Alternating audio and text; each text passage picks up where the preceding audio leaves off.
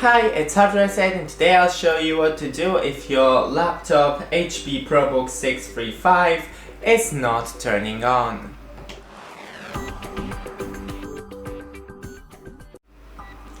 So try not to click, but click and hold the power on button. If it's not working, then plug it to a charger. I have it plugged right now.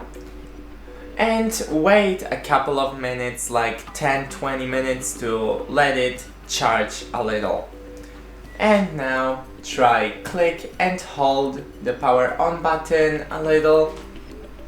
And now it's working. Thanks for watching, don't forget to leave a like and see you in the next one.